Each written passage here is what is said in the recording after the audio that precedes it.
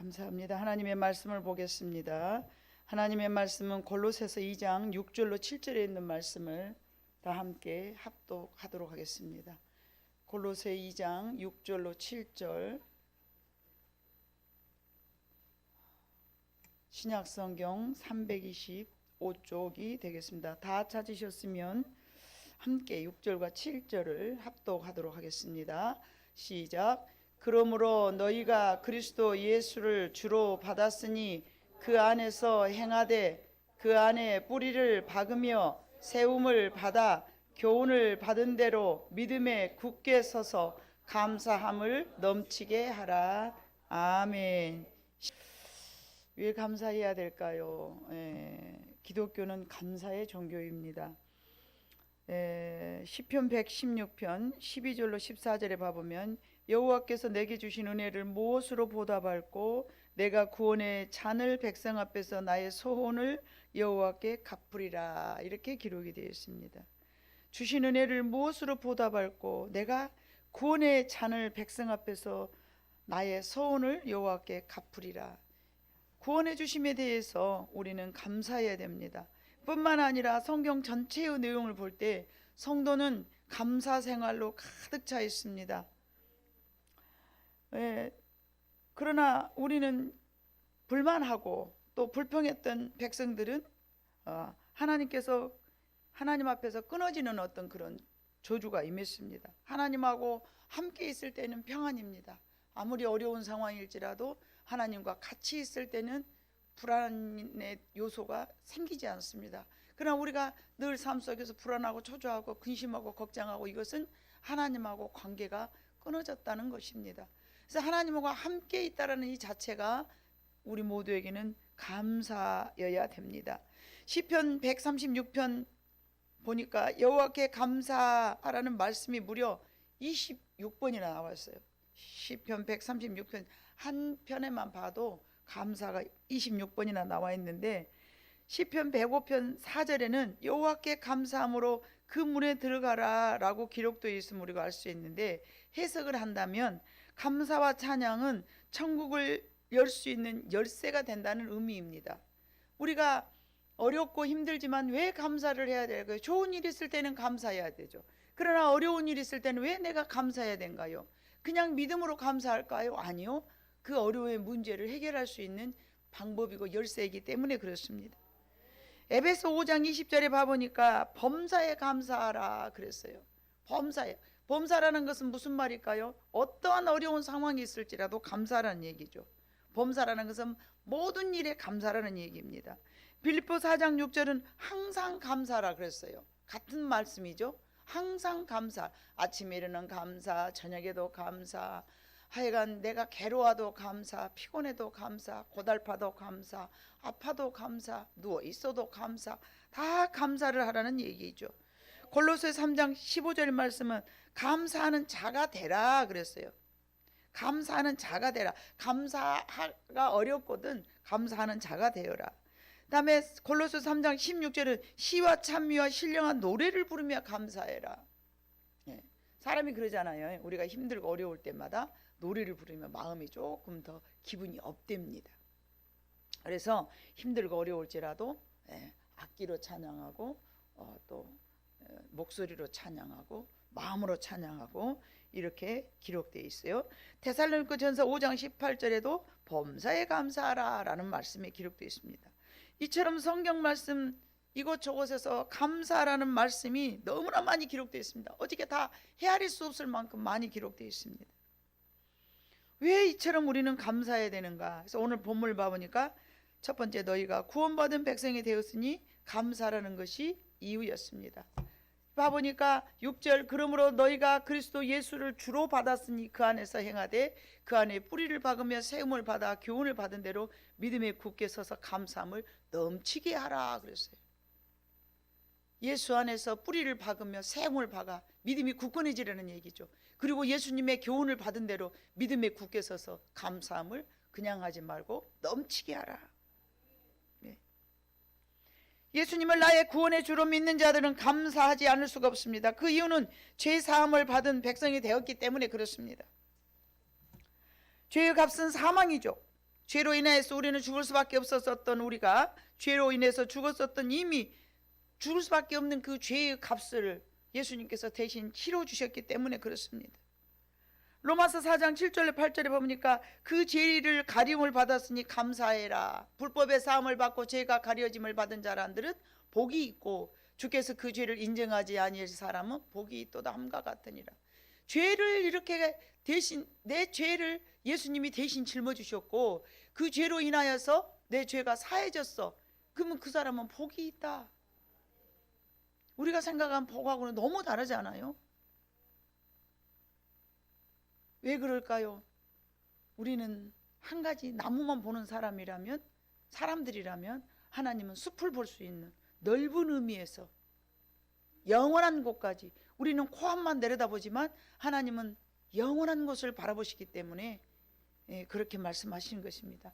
하나님의 자녀가 되었음에 감사해야 됩니다. 예수를 믿어 이제 구원받은 자가 되어서 하나님의 자녀가 되었으니 더욱더욱 감사를 해야 됩니다. 하나님의 자녀가 되었으면 우리에게 얻어진 것이 있는데, 첫 번째 그것은 하나님의 나라를 우리의 기업으로 받게 되는 것이고요. 하나님의 나라를 기업으로 받기 때문에 우리는 감사해야 됩니다. 그뿐만이 아닙니다. 하나님의 나라를 기업으로 받은 사람이라는 것은 영생을 얻은 자들이 되기 때문에 영원토록 살아갈 수 있는 완전한 천국, 고통이 없고 가난도 없고 병도 없고 빈부격차도 없고 배우지 못하고 배운 사람이 격차도 없고 그곳에서 영원히 살 수 있는 특권을 받았기 때문에 우리는 감사해야 됩니다. 하나님의 나라는 참 평안이 있습니다. 우리가 살고 있는 이 나라는 평안이 없죠. 평안이 없습니다. 어제도 잠깐 뉴스에 봐보니까 뭐 15톤짜리 큰 트럭이 그냥 왜 그렇게 박아버렸는지 모르지만 그냥 그 작은 차하고 부딪혔는데 그 큰 차가 그 힘에 겨우지 못해서 사거리에서 이렇게 돌아가면서 8명을 부상시키고 자기는 운전수가 그 자리에서 죽은 거예요. 그 사람이 아침에 일어나서 밥 먹고 나오면서 야, 나는 오늘 나가다가 교통사고 나서 나는 죽을 거야. 그걸 알았더라면 그 사람이 안 나가겠죠. 우리는 순간순간 위험이 얼마나 도사리고 있는 시대이기 때문에 정말 하나님의 우리를 보호해 주시지 않으면 우리는 한순간도 안전하다고 말할 수 없는 곳이 이 땅입니다. 누가 사기를 당하고 싶어서 당합니까? 어디 누가 우리 집에 불이 나기를 좋아해서 불이 납니까? 누가 교통사고 나고 싶어서 교통사고 납니까? 아프고 싶은 사람이 어디가 있습니까? 이 모든 인생의 우환이 우리의 뜻하고 상관없이, 우리의 계획하고 상관없이 그런 어려운 일들이 우리에게 있는데 하나님은 항상 지켜주신다는 것이죠. 감사는 믿음의 굳게 선 자들의 당연한 표현입니다. 7절에 보니까 감사를 넘치게 하라 그랬는데 믿음에 굳게 서서 감사를 넘치게, 믿음이 약한 사람에게는 범사에 감사할 수가 없어요. 그러나 믿음이 깊은 사람들은 어떤 상황이라도 믿음으로 말미암아 하나님이 더 좋은 것을 주시겠지, 선하신 하나님은 나를 바른 길로 인도하시겠지, 선하신 하나님은 이 어려움을 통해서 내게 뭔가를 깨닫게 해 주시겠지, 그런 깊은 마음으로 감사하게 되리라 믿습니다. 믿음에 굳게 선 사람들은 언제나 기쁜 마음으로 적극적으로 하나님의 말씀을 순종하게 됩니다. 또한 왜 감사를 넘치게 해야 될까요? 고린도후서 9장 6절로 7절에 봐보니까 이것이 곧 적게 심는 자는 적게 거두고 많이 심는 자는 많이 거둔다 하는 말이로다. 각각 그 마음에 정한 대로 할 것이요 인색함으로나 억지로 하지 말지니 하나님은 즐겨내는 자를 사랑하시느니라. 하나님이 능히 모든 은혜를 너희에게 넘치게 하시나니 이는 너희로 모든 일에 항상 모든 것이 넉넉하여 모든 착한 일을 넘치게 하라 하심이라. 기록된 바 그가 흩어 가난한 자들에게 주었으니 그의 의가 영원토록 있느니라 함과 같으니라. 즉 말하면 모든 착한 일도 인색하게 하지 말고 착한 일마저도 넉넉하게 하라는 얘기입니다. 왜요? 6절 7절에서 읽었던 것처럼 심는 대로 거두기 때문에 그렇습니다. 이것이 곧 적게 심는 자는 적게 거두고 많이 심는 자는 많이 거둔. 내가 착한 일을 많이 했으면 여러분 반드시 좋은 일로 많이 거둡니다. 인색하게 남들에게 빳빳하게 강팍하게 내 이웃에게 선한 일을 심지 않았으면 거둘 것이 없습니다.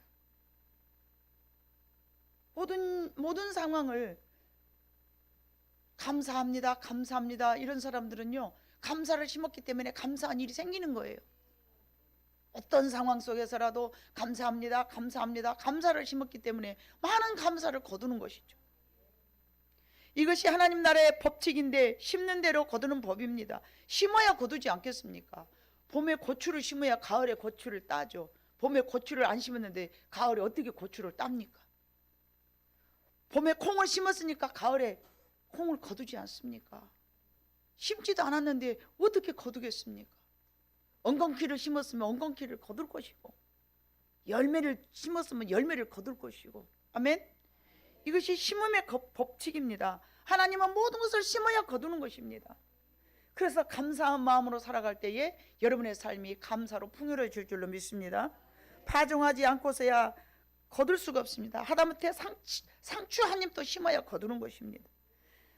자, 여러분, 사해 바다와 갈릴리 바다가 서로 다릅니다. 사해 바다는 여러분이 알다시피 썩어 있는 물이고, 갈릴리 바다는 항상 물고기가 많이 사는 바다죠. 왜 그럴까요? 갈릴리 바다는 위에서부터 아래로 내려보냄이 있습니다. 물이 흘러서 줄줄줄줄 또 내려가고, 위에서 받으면 내려가고, 위에서 받으면 또 내려가고, 그러니까 그 물이 항상 막습니다. 사해 바다는요, 받기만 하고 내려보냄이 없습니다. 즉 말하면요, 베푸는 게 없다는 얘기죠. 자기는 받기만 좋아해요. 딱 받아서 다 모아놨는데 썩어. 물이 썩어요. 고인 물은 여러분 썩습니다. 흘러내려가는 물이 맑다는 것입니다. 그래서 그것이 바로 사해 바다와 갈릴리 바다가 다르기 때문입니다. 타인에 대한 섬김이 있을 때 자아가 건강해지고 행복해집니다. 그러나 누구를 돌보는 자가 없을 때 황폐해집니다. 타인을 섬기지 않을 때 우리 인생은 망하게 되어 있습니다. 그래서 내리사랑이라 하여, 우리는 부모한테 사랑을 받았지만 우리는 내 자녀에게 내리사랑으로 베풀지 않습니까? 내 가족이라도 사랑을 해야죠. 그죠? 누가복음 17장에 봐보면 예수님께서 사마리아로 갈릴리 사이로 지나갈 때 10명의 나방 환자를 고치셨는데 그 중에 한 사람만 감사할 줄 알았습니다. 그때 예수님께서 뭐라고 말씀하셨어요? 나머지 9은 어디 갔느냐? 왜 감사하지 않느냐? 우리가 좋은 것을 심어서 좋은 것을 거둬야 될 줄로 믿습니다. 갈라디아 6장 7절에 10절에 보면 자기 스스로 속이지 말라. 하나님을 업신여김을 받지 아니하시나니 사람이 무엇으로 심든지 그대로 거두리라. 자기 육체를 위하여 심는 자는 육체로부터 썩어질 것을 거두고 성령을 위하여 심는 자는 성령으로부터 영생을 거두리라. 우리가 선을 행하되 낙심하지 말지니 포기하지 아니하면 때가 이름에 거두리라. 그러므로 우리는 기회가 있는 대로 모든 이에게 착한 일을 하되 더욱 믿음의 가정들에게 할지니라. 기회가 있는 대로 무슨 말이에요? 죽어서는 할 수가 없어요. 우리가 죽어버렸는데, 우리 육신이 죽어버렸는데 언제 심습니까? 우리가 호흡할 수 있을 때, 우리가 누구에게 베풀 수 있을 때에, 그때 베풀어야 되는 것입니다. 착한 일로 했을 때는 착한 일을 거둘 것이고, 낙심하지 말고 낙심하지 말고 절대로 우리는 좋은 일을 심어야만이, 육체를 위하여 심는 자는 썩어져 갈 것을 거두고. 자, 다시 한번 보여줘 봐요. 7절 8절. 육체를 위하여 심는 자는, 자기 육체를 위하여, 우리는 육신을 위하여 삼는 자는요, 육신이 죽고 나면 끝나는 거예요. 자, 무엇을 먹고 무엇을 마시며 살까, 이것을 심은 사람은요, 내가 죽으면 그냥 그걸로 더 이상 썩어질 것만 거두는 거죠. 그러나 성령을 위하여서, 영생을 위하여서, 오늘 예배드리는 여러분, 이거는 성령으로 영생을 거두기 위한 심음입니다. 예배는 우리가 영생을 위하여서 심는 것입니다. 영생을 위하여서. 하나님을 모르는 백성들은 그러죠. 왜 주일날 가갖고 좀 쉬는 날인데 쉬어야지, 뭐 거기 가서 예배를 드리냐고. 이거는 모르기 때문에, 육체를 위하여 심는 것밖에 모르기 때문에 그렇습니다. 그러나 여러분들은 육체를 위한 것만 심는 것이 아니라 수준이 한 단계 더 높아서 영성을 위해서 심는 행위입니다. 그게 바로 예배입니다. 하나님을 영화롭게 해드리고 하나님을 위한 삶은 우리의 영혼을 위한 삶입니다. 그래서 내가 하나님 앞에 예배하는 삶이라는 것이 얼마나 중요한 일인가. 이 땅에서 잠시 잠깐 살다가 죽을 일인데, 그 예배 드리면 못 오는가? 이거는 육신만 알기 때문에 그렇습니다. 육신만 알기 때문에, 그래서 자기 육체를 위하여 심는 자는 육체로부터 썩어질 것을 거두고, 썩어질 것 거두어서 못 하겠습니까? 한 번만 더 눈을 크게 들어서 성령을 위하여 심는 자, 성령으로부터 영생을 거두는 것, 이 자체가 바로 예배이며 하나님을 찬양하는 것이며 마음으로 하나님의 말씀에 순종하고 살아가는 것, 이것이 바로 영생을 거두는 일입니다. 그래서 성령으로 심으면 영생을 거두고 감사함을 심으면 반드시 기쁨의 단을 거둘 줄로 믿습니다. 이러한 것들도 많이 심으면 많이 거두고 적게 심으면 적게 거두는 것입니다. 이러한 이치는 자연과 동일합니다. 부지런하게 좋은 씨앗을 심었을 때에 기쁨의 단을 거두는 것입니다. 그래서 우리는 감사를 해야 하는 이유입니다. 감사는 다시 한번 말씀드립니다. 천국의 문을 여는 열쇠입니다. 진심된 마음으로 항상 감사하는 성도들이 우리 모두가 다 되어야 될 줄로 믿습니다. 기도하겠습니다. 사랑 많으신 아버지 하나님, 참으로 감사합니다. 우리는 감사해야 되는 상황임에 아버지 하나님여, 그때만 감사하고 아버지 하나님 앞에 감사하지 못할 때가 얼마나 많이 있는지 모릅니다. 내가 잘해서 그런다, 우연히 그래 됐다, 하나님의 은혜라는 생각을 미처 망각하고 감사하지 못한 것 있거들랑 주님 용서하시고 모든 것이 하나님의 은혜였음을 다시 한번 성숙한 믿음으로 감사할 줄 아는 우리 성도들이 다 되게 하여 주시옵소서. 오늘 이후에도 아버지, 이제 성례식을 할 건데 이것 또한 감사로 모든 성도들이 하나님 앞에 기쁨으로 받아들이게 하여 주시옵소서. 감사드리며 예수님의 이름으로 기도 올리옵나이다. 아멘.